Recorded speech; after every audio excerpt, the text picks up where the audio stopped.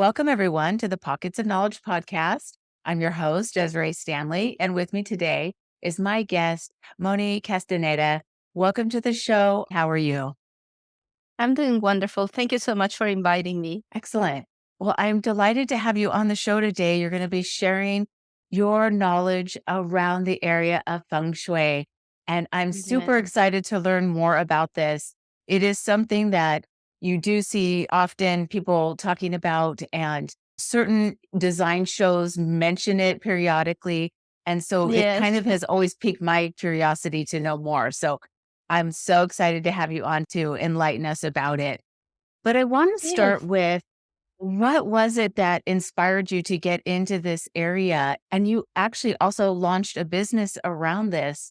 And I'd hmm love for you to tell us about how that all came to be. Yes. So I've always had some kind of a passion for space, and it all comes down to my grandmother. I grew up in Quito, Ecuador, was, which is a little country about the size of the state of Colorado, and it's in South America, right on the equator. And you would expect it would be hot, but not where I lived because you also have the Andes Mountains going through Ecuador. So I was living in a city that had fall weather year round.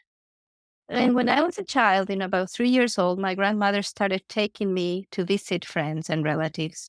It's a visiting culture. People back then, they didn't used to meet at coffee shops. They visited each other in their homes. And my grandmother always took me with her.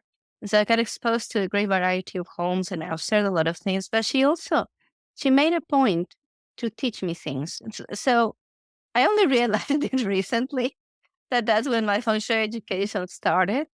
But she would always, when we left the home, she would comment on the things that were done right and the things that could be improved. And so I was exposed to all these different kinds of homes. But when people ask you what you're going to do when you grow up as a child, I could see other children had a ready answer they visualized, and I couldn't. Uh, do you remember that movie, The Matrix? Mm. Did you watch The Matrix? When Oh, yeah. Neo goes to that place where it's just all white. And that's what it was like for me. Like whenever they asked me, what do you want to be when you grow up? I would just see a blank screen. But I always had a passion for spaces. Later on, I studied architecture and I graduated 1 month. And the next month, I moved to the United States. I didn't have a chance to practice that for a month. And when I came to the United States, I found out when I went to my first job interview that I would not be able to practice because there's no agreements between the two countries and their universities. I was kind of devastated because I put so many years into going to school and architecture training is grueling, so many sleepless nights, so much work and so much effort. And then to think, I can't do anything with this. I did not want to go back to school because they told me, oh, you can go back to school for 5 years. That was like starting over, right? And then I had to be an associate for somebody else for 2 years, and then I could take the board exam.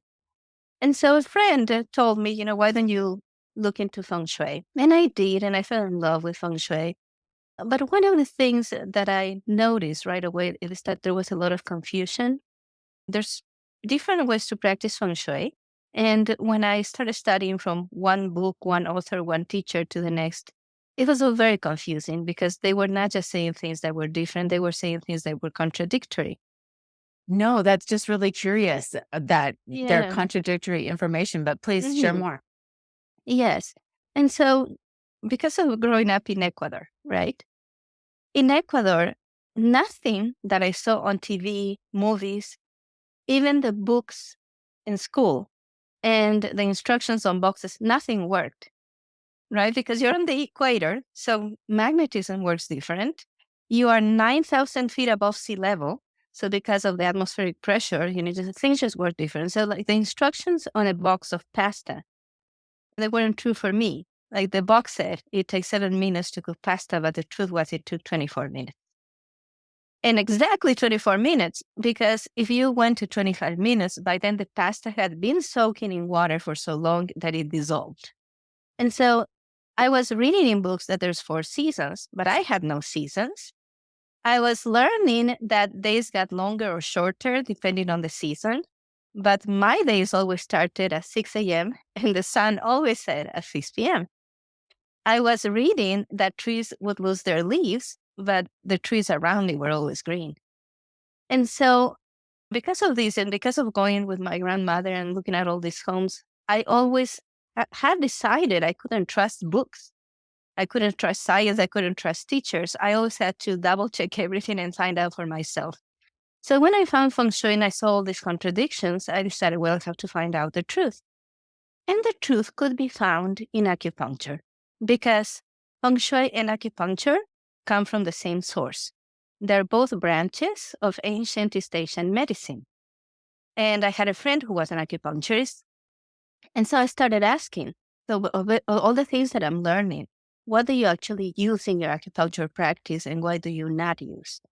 And by using acupuncture as my guideline, I created a system to practice Feng Shui. And then I started applying and it didn't work. Because here's the thing. I had met a number of people who told me they were doing Feng Shui in their homes. And when I went to their homes, I was like, what? Like, huh? What's going on here? Because what they were doing is they were going to stores and getting what are called Feng Shui cures, which are little trinkets that come from Chinese culture. And they're the same kinds of decorations you will see in a Chinese restaurant or maybe in a nail tech shop. And they looked out of place.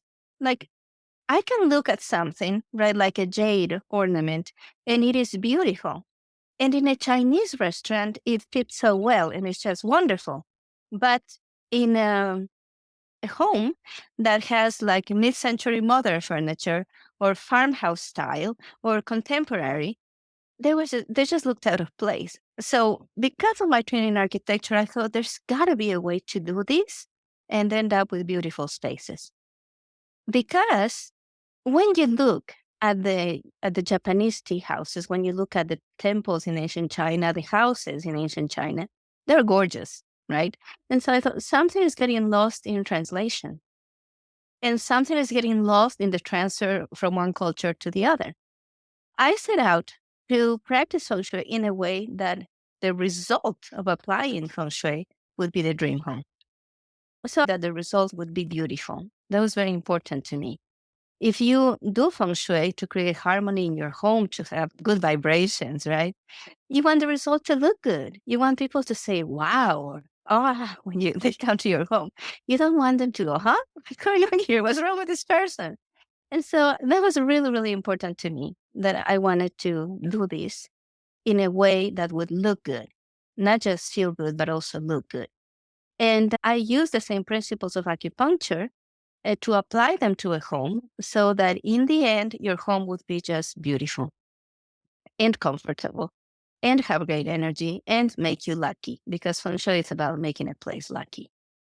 That's so fascinating. Thank you for sharing all of that with us. And I love to hear about the differences in what's happening in the equator, because you're absolutely right. What happens in the northern part of the globe in North America is going to be completely different than what is happening at the equator. So great reminder of that, and the seasons changing and all these things that we expect living here up in the northern part of the globe, you were not experiencing. So thank you for sharing that. It's always great to remember the different perspectives. Yes, and that we take things for granted, like even in religion, I'm learning that there's a North Star. But when I go outside and I look at the sky, that's not what I see. I see the Southern Cross. Because on the Southern Hemisphere, you see the Southern Cross. And so all these things were a blessing in that they taught me to double check information. And that is what I did. And that's where I came up with a system that's called the 9 Steps to Feng Shui system. And the result of applying this system is always a dream home. Because when you do things with purpose, when you choose your mirrors, your art, your lamps, your rugs with a purpose, you get that kind of harmony that you can only get through good Feng Shui. So like an architect or a designer, they can create a place that is beautiful and comfortable, but it's not necessarily going to have good energy. And you have probably experienced, right? You have probably experienced that you went to visit a friend and you just felt so comfortable and you didn't want to leave their home. You just wanted them to adopt you and stay there. And you probably also experienced at some point or another visiting a home that you just had to leave. And it's not always the beauty, it's the feeling of the home. It's just how it feels. Mm. Yeah, that's a great point. It's not, of course, visually, that's important as well. But with feng shui, it's more also a sense of what's Yes. happening in the space, right? Yeah, because it's about creating good energy, and energy Mhm. is real. It's Yeah. not something woo woo. We have a human energy field that, in olden times was called the aura, but now we know there's a human energy field because we are electromagnetic beings. And there's an energy that is emanating from your plants, there's energy emanating from your electronics. And so you have to make sure that energy in your home is harmonized. When the energy is harmonic, you get along better, you sleep better, you're less stressed out. When things in your home are messed up, and in terms of like you have too much clutter, or the home is in chaos, or you are surrounded by things you don't love, or just, things don't flow, then the energy is not going to be right. And you can feel that, and that can affect you. Some things, like feng shui is a lot about common sense. So some things in your home make you cringe. Some things in your home make you irritable. Some things in your home are dangerous. For example, if there's an object in your home that you really don't like, but you keep it because somebody gave it to you, and you're afraid if you don't display it, that it's going to hurt their feelings. Every time you look at that, you're going to cringe a little. Mm. But you have a drawer in the kitchen that always gets stuck. Every time that it gets stuck, you get a little bit more irritable. When you're more irritable, you're more prone to arguments. And so your home can make you more argumentative. If there's anything in your home that's a risk, that's going to make you afraid. For example, if you have a table with sharp corners that every once in a while somebody gets hit on that, that's dangerous. And if you keep it, if you allow it, you're turning yourself into a victim of life because you're a victim of your home. So your home influences you in profound and deep ways that you may not be aware of. Until you take control of what's happening in your home, you're not going to feel safe. You're not going to be harmonious. You're not going to get along with others. And you're not going to get empowered. So the word getting empowered is used very often in these days, right? And I think it's especially important for women because for thousands of years, women have been relegated in society, and the power has been associated with the male and the female. We have been taught, and even unless you're Gen Z, right, you were probably raised in a way that taught you that power does not belong to you. And power is not a bad word. Power is being able to do things, being able to do stuff, being in control of things. And so you don't have a say in what happens in the world. You don't have a say in what happens in politics in your city. But what you do have a say is on what happens in your home. That's where you have the control. So if you get the right knowledge, then you can create beauty and comfort and good energy at home.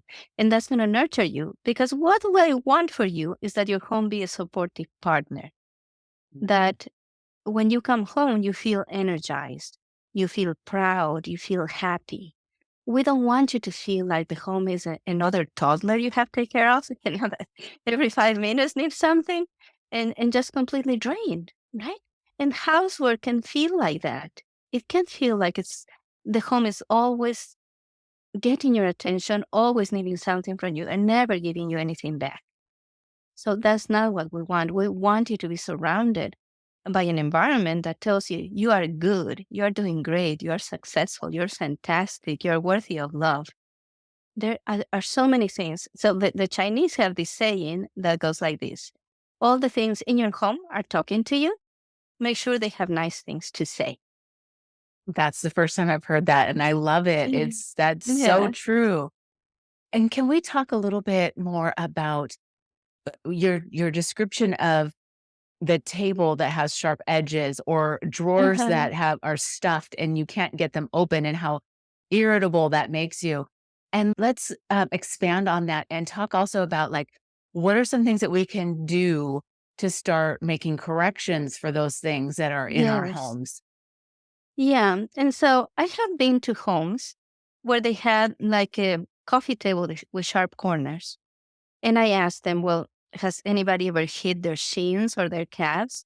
They're like, all of us, all of us. And then they'll tell me some gory story of one of them actually broke the skin and had to get stitches or things like that. And I asked them, well, for how long have you had that table? And they'll tell me 6 years, 10 years, 15 years, right? And so you have a dangerous object in your home and you keep it. Everything that's in your home is because you put it there or because you allowed it to stay, right? And so why have something in your home that is able to hurt you? So you know you have good feng shui if you could let loose a 2-year-old in your home, you have good feng shui.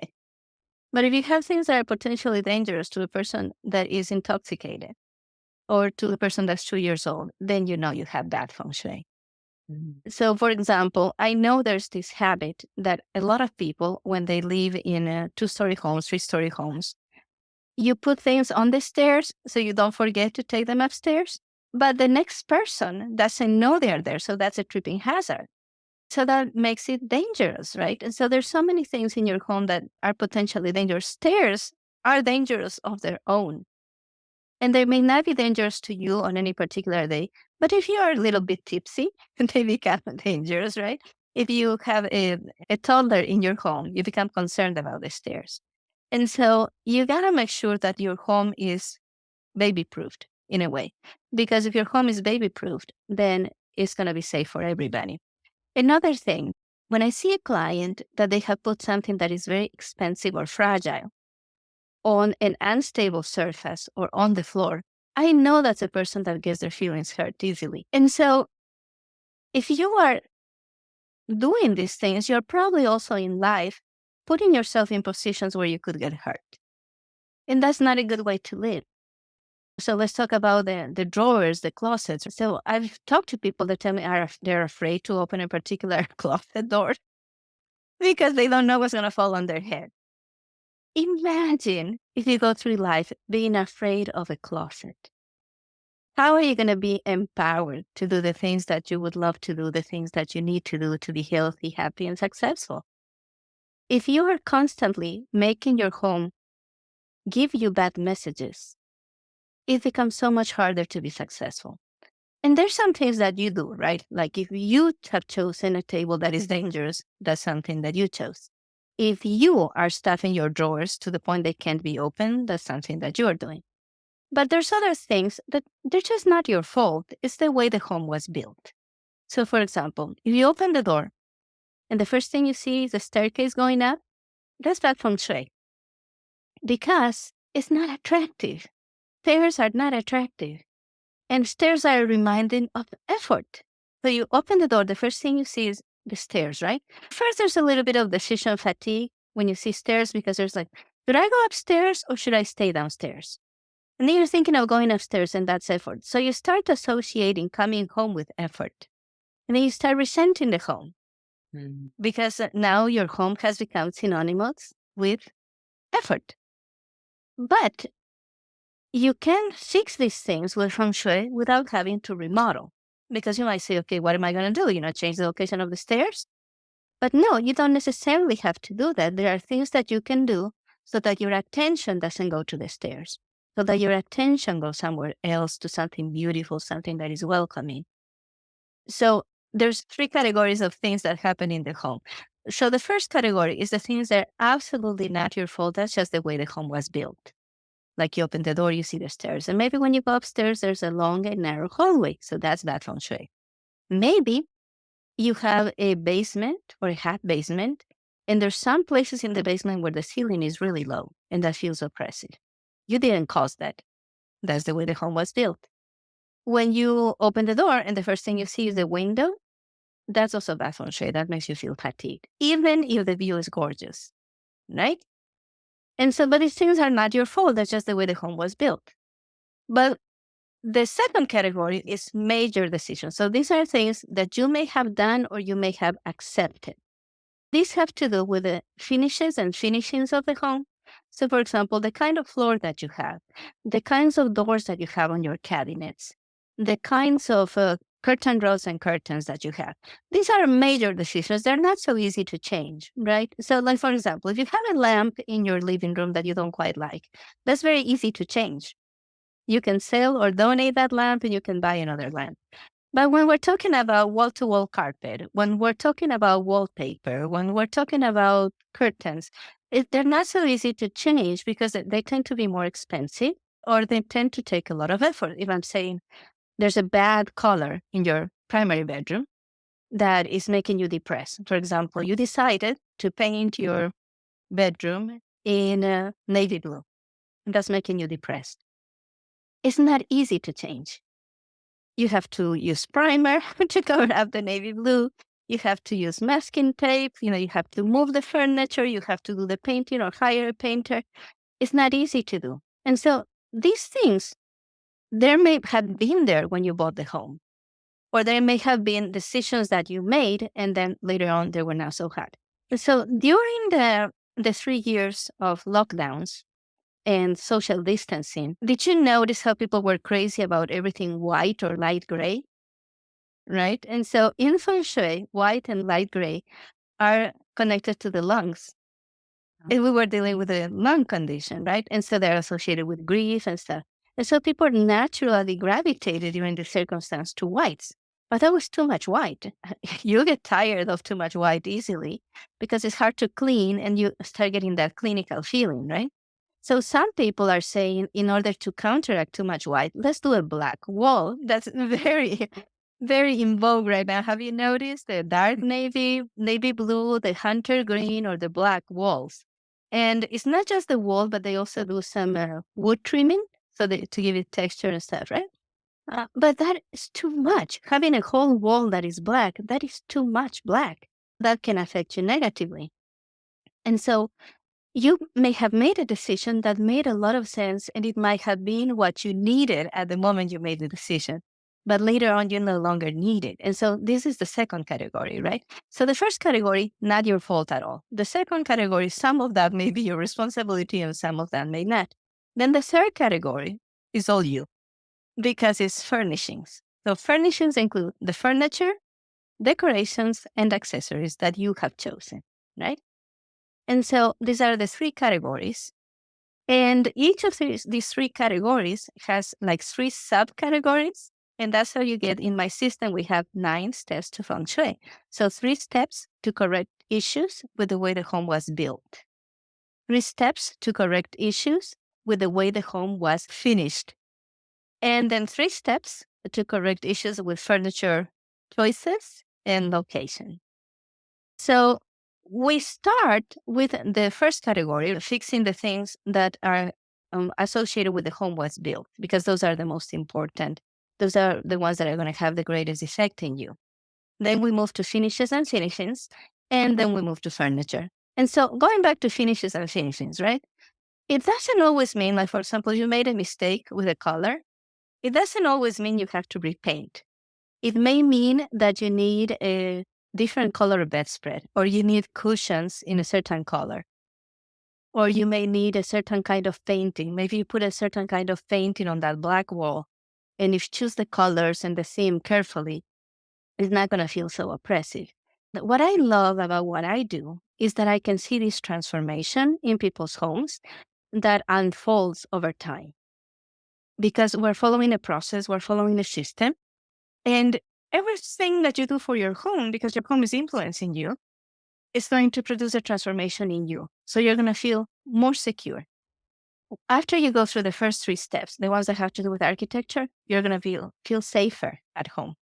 Then when you do the next 3 steps, the ones that have to do with finishes or finishings, what we usually recognize as interior design, and those are going to make you feel more harmonious. And then when we do furnishings, furniture, accessories, and decorations, when we get to that point, then you are going to feel empowered. So there's even something in Feng Shui called the power position, which has to do with furniture arrangement. And so how to arrange your primary bedroom, the kids' bedrooms, the living room, the dining room, the kitchen, so that the function that the room was designed for happens. So for example, the primary bedroom. Functions of the primary bedroom are to rest, to make love, and read. maybe stretch, but not work out, Mm. not finish the office work, right? And so when you start bringing in things, and this happens a lot if you have a large primary bedroom, somebody's going to say, this is a perfect spot for a home office, right? And if you have a large primary bedroom, somebody might say, this is a perfect place for the treadmill.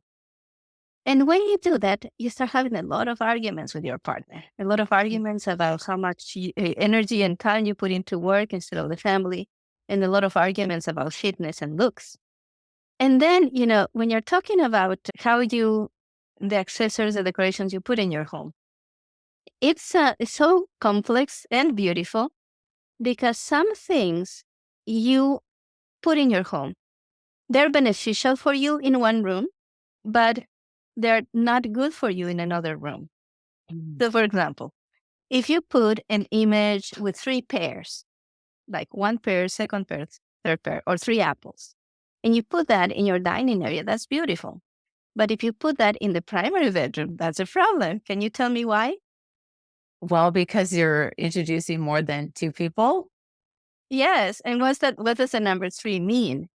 A threesome or a Okay. love Yeah. triangle? Or a love triangle. So unless you're looking for that, you don't want to promote that in the bedroom. Another example, if you put photos of your family in the hallway, that's great. But if you put photos of the family in the primary bedroom, you're going to be arguing about family. Mm. And so even images of the kids, right? And here's another one, like the country where I grew up is like 90-something% Catholic. And it's a custom that in the primary bedroom, you put a cross above your headboard. Do you think there's going to be a lot of intimacy in a bedroom with Jesus watching? No, right? So it makes a lot more sense. Now, if you have that cross in a different area of the home where you actually have an altar, then that's going to be beneficial to you. But some things, like I remember working with a client, one of the times I was visiting Ecuador after I had become a Feng Shui consultant. And she was like, Jesus has been with me for 30 years of marriage, and I'm going to throw him out. And I'm like, you're not going to throw Jesus out. You're just going to find a better place for Jesus, a place of where you can pray and meditate, and but not the bedroom, right? Mm. And so it's just fascinating. Of course, you have to adapt it to the cultures and the beliefs of people. And this is another thing when I first started that was important to me. The 2 main schools of Feng Shui that you can find here in the United States if you want to study to become a Feng Shui consultant, one of those is Compass School Feng Shui, and they use astrology and numerology and the compass directions. And so they'll tell you things like your head has to point in a certain direction, and they will even turn the bed at a weird angle in the middle of the bedroom, and they will choose your colors depending on your year of birth. And it's astrology and numerology. So in some religions, it is not accepted to use astrology or numerology. Then the other school that you could become a consultant is the Black Hat School or Black Sect School, which is actually the full name is Black Hat Tantric Buddhist School of Feng Shui. And so a lot of the enhancements that they suggest, they come from Buddhist culture, right? And so I don't have anything against astrology or numerology, and I don't have anything against Buddhism. But if that is an issue with somebody's religion, I don't want them to use it, right? Mm. So, for example, I had this client, and she told me she had already been trying to do Feng Shui by herself from a book she bought. And so I walk into her foyer, and she has a laughing Buddha, and she scratches the belly of the laughing Buddha because they said that's going to bring you money. And so I knew she was Catholic. This was in Mississippi. And so I asked her, well, do you feel okay with having a Buddha image when in Catholic religion you're not supposed to have idols and stuff with other religions? And she says, oh, I hide it when the priest comes to lunch. Because they were friends with the priest, and sometimes after Mass, he'd come have lunch at their house. And so somebody had to rush and hide the Buddha in the closet, in the coast closet, because they didn't want the priest to see it. So when you start doing things like that, it's out of integrity. Mhm. What I want to do for people is that I want them to be able to practice Feng Shui no matter what their religion that they follow. I want them to be able to practice it in a way that is going to be okay. Either way, with whatever belief system they have. Yeah. Oh, that makes perfect sense. And I think that with the point you just made about hiding it when, the priest came over, I mean, that's also got to cause some real discomfort because it's Yes. not aligning with your true value, if you will. And so it is totally out of alignment, it seems. Yes. Yeah. Yeah, you have to be truthful. You have to be truthful with who you are. You have to be truthful with what you believe. If you grew up in one religion and then you change your religion and now you're having the symbols of another religion and you're perfectly in integrity when you do that, that's fine. But if you're feeling guilty when you do it, if you feel like, so I've met people that they felt they had to hide from their relatives and friends that they were doing feng shui because they were doing things that their relatives would think are weird. And so that's not, in my opinion, that shouldn't be the objective. The objective should be that you have a home that makes you proud. Mhm. Yeah, for sure. I love what you shared so much, and you've given us such great information already.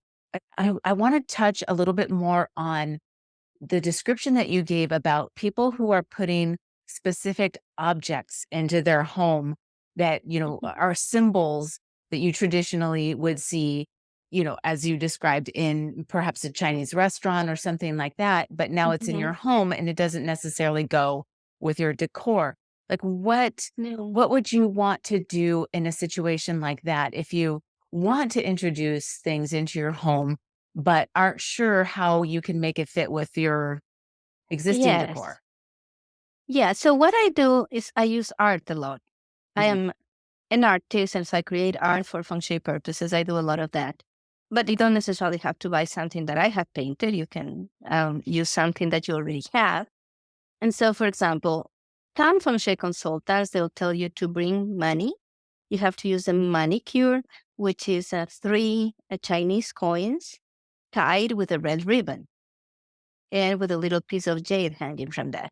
But you can also call not specifically money, but call abundance with the image of a waterfall in your foyer mm, so that it looks like the water is coming in, right? And I say abundance instead of money because money is very limited.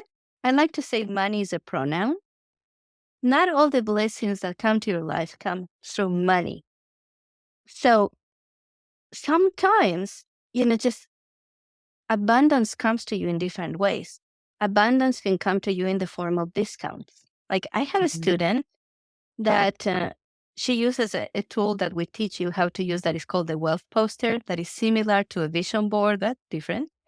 And so the day she decides to go buy something that she's put on her wealth poster, that day it is on sale. And I joke that she can't buy something full price if she tries.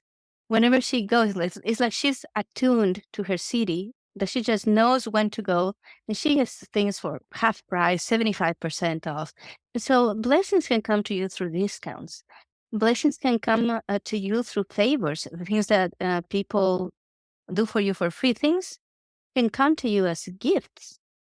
So one time, when my children were little, a stranger came to knock on our door to give us tickets to a play for children.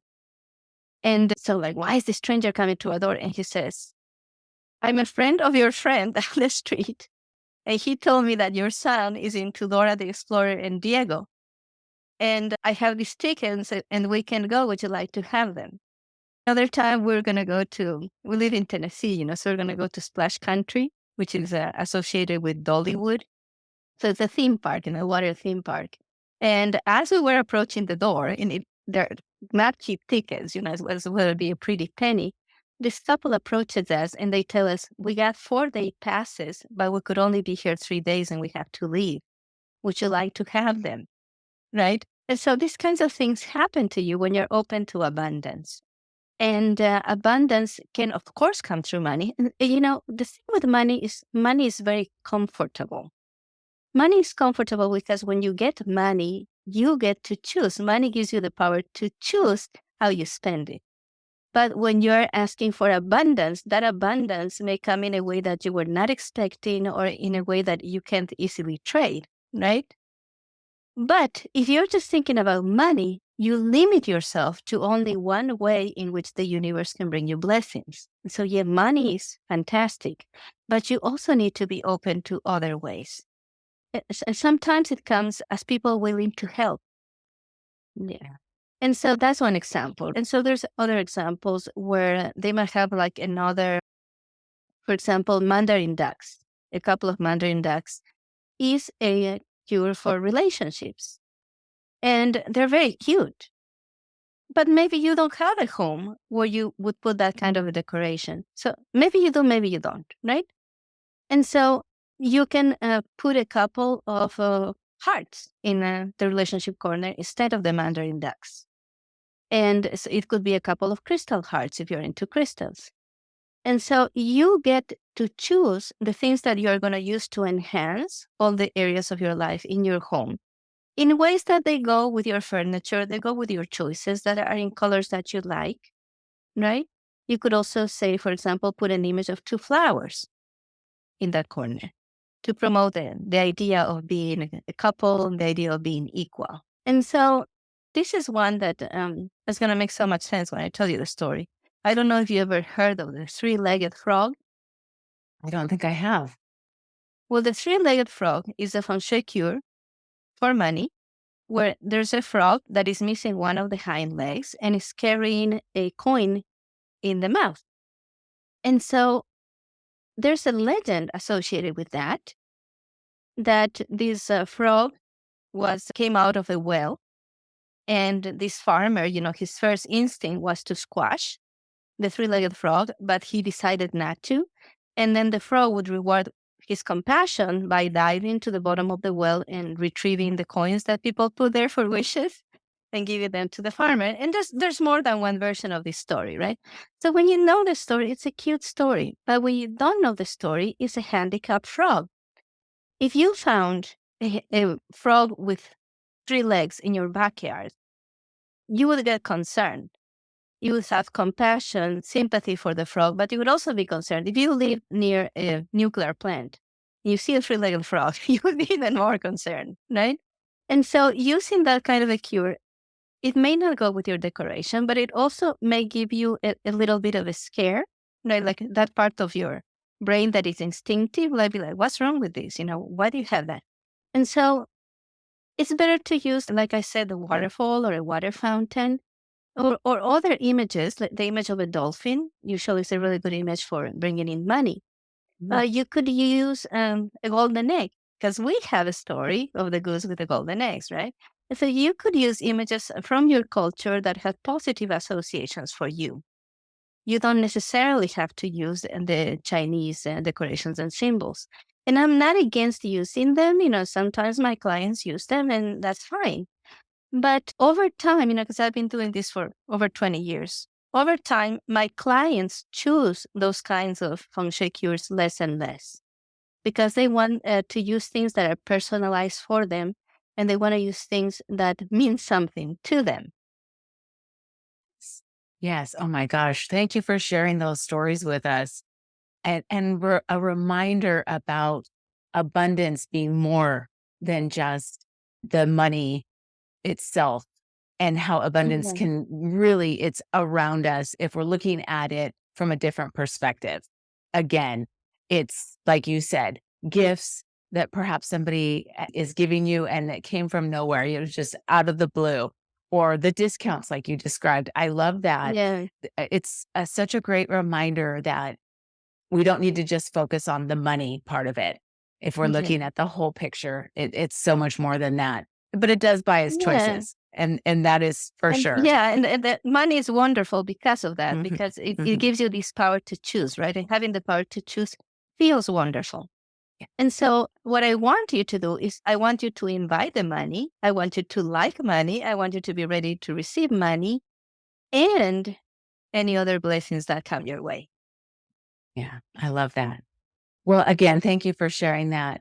And I just want to ask you, you've got a personality test that you have available, and I believe on your website. But would you share a little bit more about that with us now? How you Yeah. developed that and where we can find the link?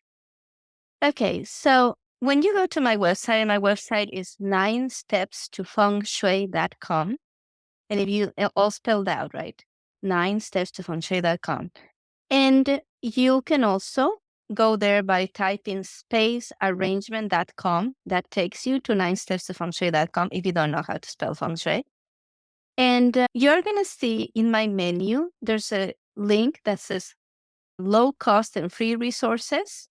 If you click on that link, you'll see all the free and low cost resources we offer, including a link to the personality test. And you're also going to see, like on the right hand of our menu, you're going to see if I'm doing any current events. Because what I want people is to come into my circle, right? Go to my website, come into my circle, check out my YouTube channel, follow me on Instagram, on TikTok, on LinkedIn.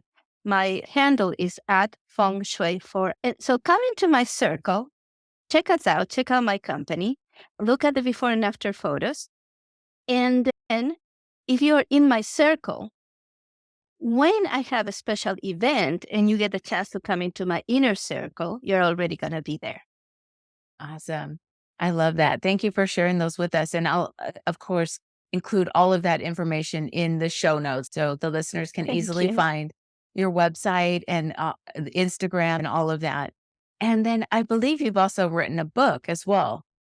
Yeah. I've written several books, but this is my favorite. Room by Room, Feng Shui Secrets for a Happy Life. So this is a book that has almost no pictures. And my other books that I have written, they're manuals full of pictures and illustrations. But people who have read this book, Room by Room, Feng Shui Secrets for a Happy Life, they have improved their homes more with this book than with my manuals, because this is an emotional book that tells the story of 3 homes and 4 generations. So it's the home of my grandmother, the home of my parents, and the home that my husband and I have where we raised our family. And so it's a really good book because it shows you the effects of feng shui. What happens when you have good feng shui, what happens when you have bad feng shui, and what you can do to improve the feng shui of your home. So it's a really good place to start, getting like your feet wet into the world of feng shui and to see if you like it. And also, when you're in business, you want people to feel your energy to see if you're a good match, right? Like all people, we're talking about the human energy field. All people use their human energy field to scan the energy of others. And when you go into a website, when you go into a podcast, you get the feel and you get the vibe, right? So read the book, come to the website and see if you like us and come into my circle. And then you get a chance to come into my inner circle when I'm doing events or when I'm having specials or offers. So I do offer home consultations, which are done all online. So I have clients from all over the world. And I also offer feng shui consultant training. After I developed my system, I also created a school and I train people to become feng shui consultants. And we've trained people all over the world too. Oh my gosh, that's fabulous. I love it.